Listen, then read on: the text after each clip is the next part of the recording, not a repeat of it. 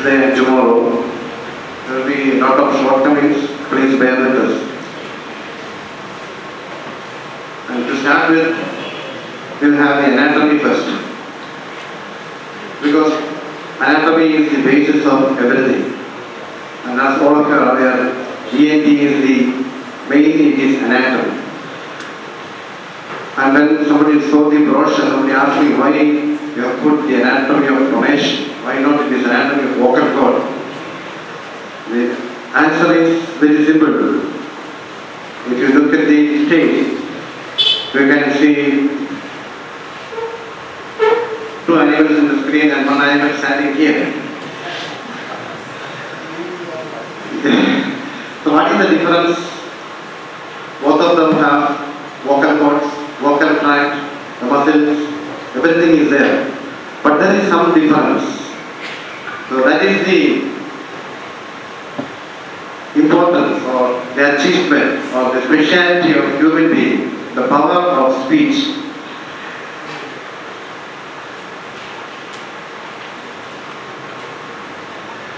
So intelligible speech can be produced only by the human being.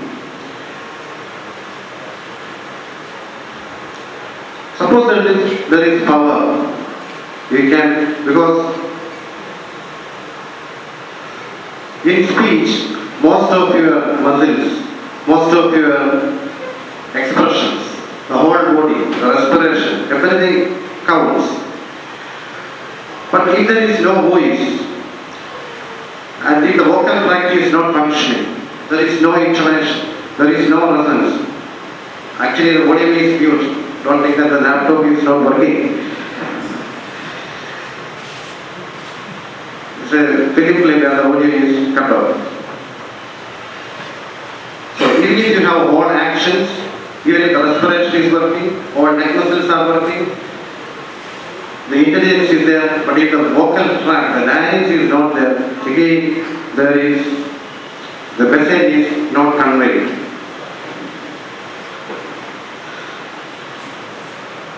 So here comes the power of speech.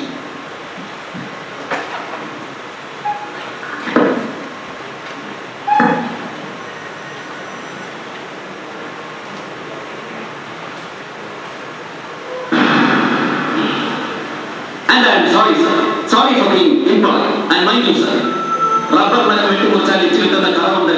അങ്ങേക്ക് സാമ്രാജ്യങ്ങൾ കെട്ടിവരുത്ത അതിന് അങ്ങേക്ക് സ്വാതന്ത്ര്യമുണ്ട്. പക്ഷേ ഒപ്പം ഒരു പത്ര സാമ്രാജ്യം കെട്ടിവപ്പിക്കാനുള്ള വെമ്പലിൽ കണ്ണിൽ കാണുന്നതെല്ലാം നേരത്തെ കത്തി വീശാനെന്ന് തുനിയുമ്പോൾ മുറിയുന്നത് മരമല്ല, സർ. മനുഷ്യ ഹൃദയങ്ങളാണ്. ഇറ്റു വീഴുന്നത് കറയല്ല. നിരപരാധികളുടെ കണ്ണീരും ചോരയുമാണ്. അതിൽ നിന്ന് കെട്ടിവരുത്തുന്നതൊന്നും ഒരു സാമ്രാജ്യവും ശാശ്വതമാവില്ല അവർക്ക് വിചാരം. Please keep that printed in your mind. So when everything is put together, ധീരം Nandagopal അധികം ധീരം. പറഞ്ഞു കേട്ടതിനേക്കാൾ വാക്ചാരി, അറിഞ്ഞു വെച്ചതിനേക്കാൾ ചങ്കൂറ്റം. I feel so pleased to congratulate you. so that is the power of phonation. So welcome friends. Now this vocal function, it is the main priority phonosurgery, and this phonosurgery is a function-oriented surgery, and it is designed to improve or restore or maintain the quality of voice and speech. And this is based, phonosurgery is based mainly on the recent discoveries which we are going to see. Depends on the gross ultrastructure or microscopic structure of the vocal cords. And hence I think it's very, very important to understand the anatomy. I will quickly highlight the anatomy. And you should not underestimate your voice, because it provides the basis for speech and language. It conveys thoughts, needs and emotions, and also it allows for the artistic expression. So it's a complex action and it involves practically all systems of the body. And understanding its complex anatomy and physiology is quite an undertaking. So knowing how your voice works and what can go wrong is essential to maintaining a healthy and long-lasting voice. And this voice is produced by the wind, the power of breathing. And if you look at the point, look at the Greek word as well as the Latin words.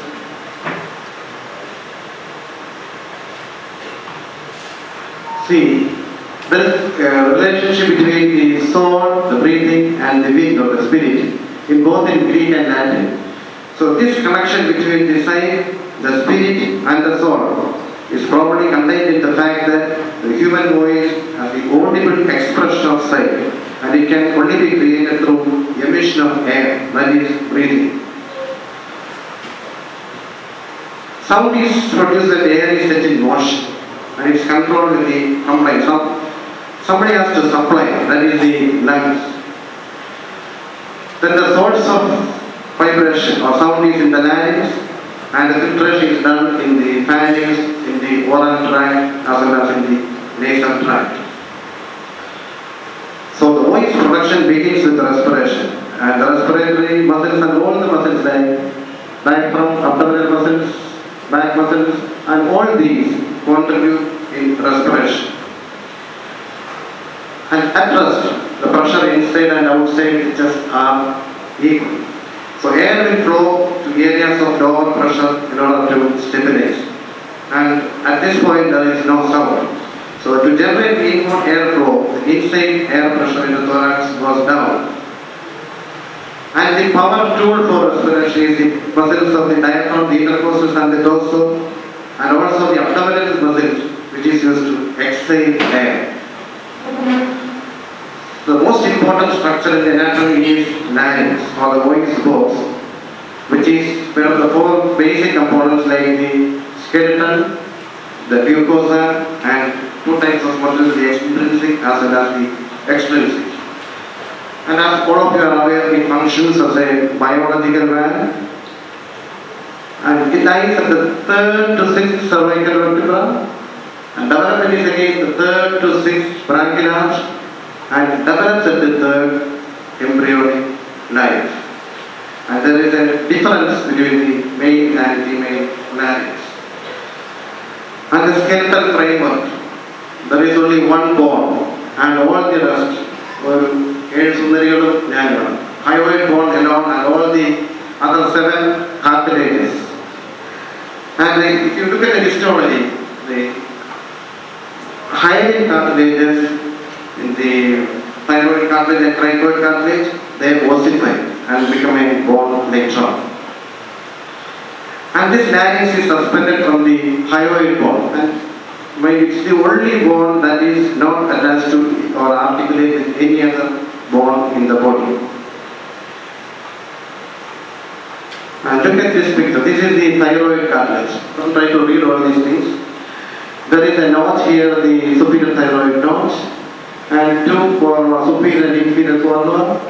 Just beside the superior cornua there is a superior thyroid tubercle. Just inferior there is an inferior thyroid tubercle. There is a line running from the superior thyroid tubercle to the inferior, which is called the oblique line, where you get the attachment of the sternothyroid, the thyrohyoid, and the inferior constrictor muscles.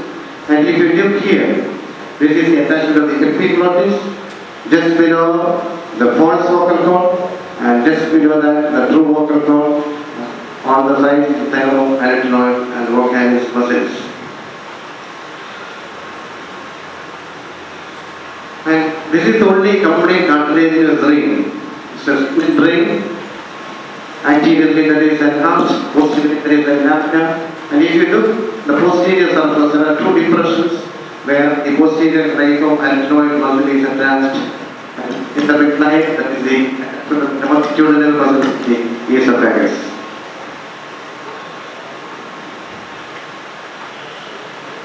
Now, epiglottis has no important function. It is an elastic cartilage, and it is said that it protects the vocal cords during swallowing. But even if you remove the epiglottis, nothing will happen.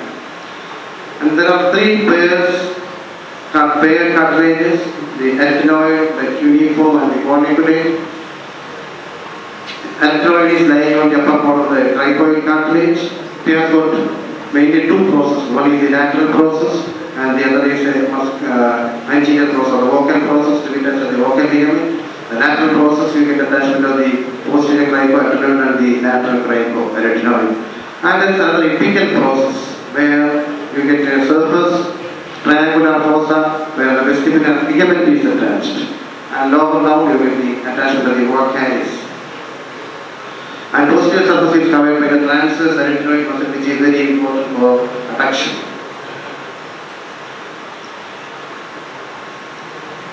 Here you can see the attachment of the vestibular band, and below that the attachment of the vocal ligament. This I have already told you, but you see there are certain articular surfaces here. These are very, very important. The cricoarytenoid joint and the cricothyroid, of which the cricoarytenoid joint is the basic functional unit of the larynx. And it is the cricoarytenoid unit and not the vocal cords that allows for the physiologic speech and swallowing. There are a lot of membranes and ligaments, which the details we will not go into, but understand the quadrangular membrane and the conus elasticus. This quadrangular membrane superiorly forms the articulotic bone, inferiorly forms the vestibular ligament, and the conus elasticus, the superior part, forms the vocal ligament. So these folds, three folds, articulotic folds, ventricular folds, and true vocal folds, divide the larynx into three compartments.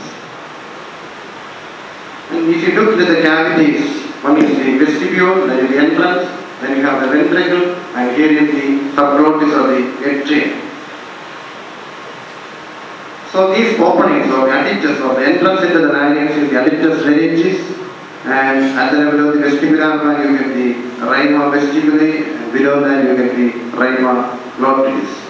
Lot of muscles are there. Extrinsic muscles means one end is attached to the larynx, the other end is attached to other areas outside the larynx. Divided into suprahyoid, that is above, and infrahyoid groove. Now, suprahyoid groove, they raise the larynx, whereas the infrahyoid groove, as it said, doesn't pull the larynx down, but it has got a paying the role. That is the function of infrahyoid muscles.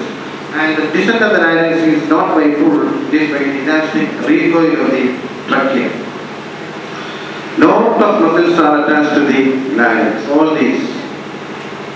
And all of these change the dimensions of the larynx. That again changes the pitch of the vocal cords, the phonation is different. I don't know how inadvertently we cut all these muscles to expose the larynx and we concentrate only on the vocal cords. I am going to the intrinsic laryngeal muscles. Lot of intrinsic laryngeal muscles are there. One is this articulation muscle, oblique arytenoid muscle, transverse arytenoid, posterior cricoarytenoid. All of them have got a lot of functions. The posterior cricoarytenoid is probably the only abductor, and there are adductors. The details are not important here. One important muscle is the cricothyroid muscle, which pulls the thyroid cartilage forwards, increasing the distance between the thyroid and the arytenoid cartilage. So naturally it tenses the vocal cords. And lateral cricoarytenoid, it is the main adductor. It draws the muscular force of the arytenoid cartilage anteriorly and pivots the arytenoid cartilage and adducts the vocal cords. So the main adduction is by the interarytenoid muscle, the lateral cricoarytenoid muscle, and the thyroarytenoid muscles. The main abductor is the posterior cricoarytenoid muscle, as you can see here. So the relaxation of the vocal cord is mainly by the thyroarytenoid muscle, and the medial part of thyroarytenoid is called the vocalis. The tightening or tension of the vocal cord is maintained by the thyroid muscle. This one.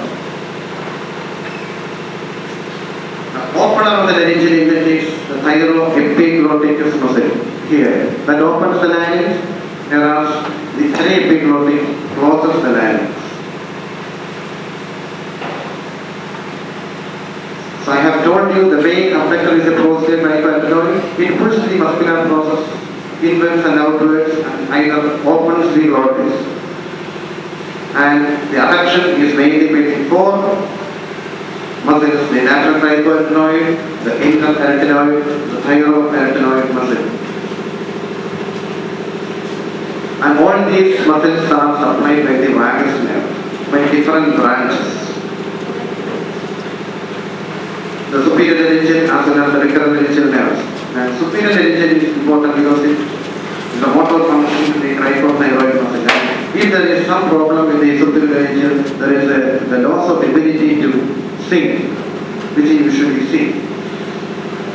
And you know the difference between the right and left recurrent laryngeal nerves. The right is oblique and the left is vertical. The nerve may be intact, the muscles are intact, only intrinsic, extrinsic, and anatomy of vocal cord is intact. But if the trichoanteroid joint is not moving perfectly, then your voice is not going to be good. So each and every part of the larynx is very, very important. As I have already mentioned. And there are a lot of spaces in the larynx, but we are more interested in the Laryngeal space. Now, it is the space between the mucous membrane and the muscle, and it acts as a buzzer and produces the fluency in speech. So this anatomy, which we are going to see, the structure, which Dr. Devamal or Sharad will be demonstrating in the afternoon, microanatomy. First described by a person called Kirano, and the theory, the body cover theory.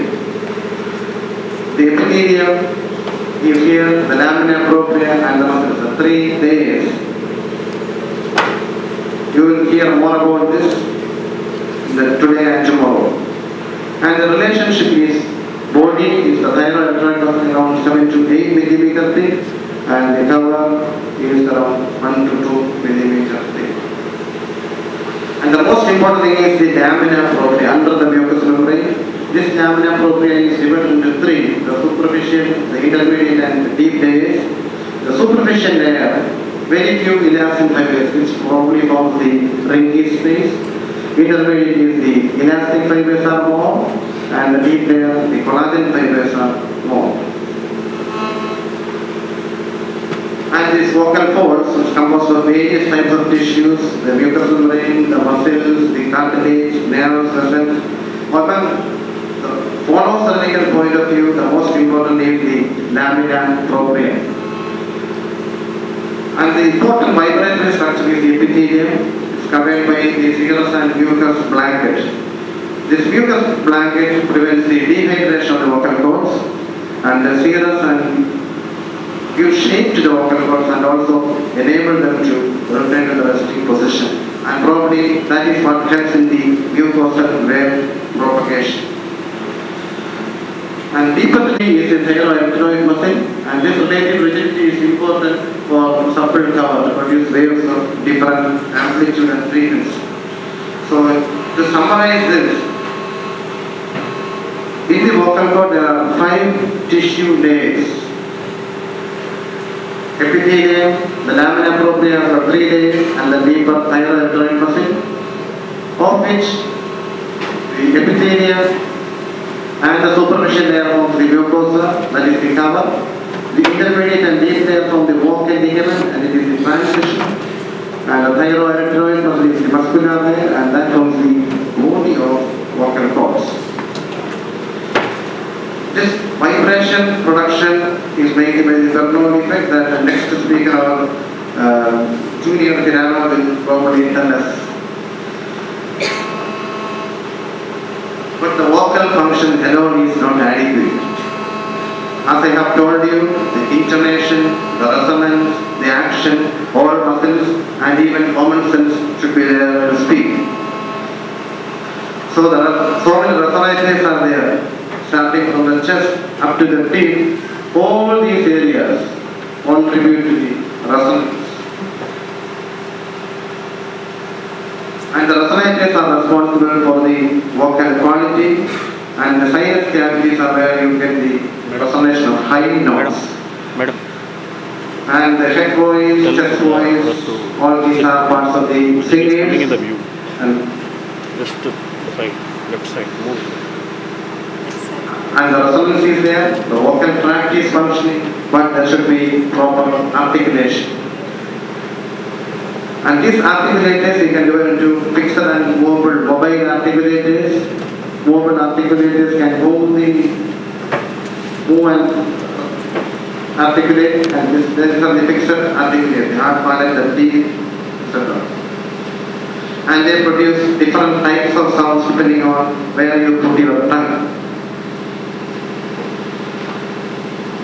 So there is a supply of air from the lungs, and there is vibration of the larynx, and it is filtered and shaped and produces the sound or the speech or phonation. So the larynx first, this is the source, filtered by the vocal tract, and finally you get the speech, which will be discussed in the physiology of phonation.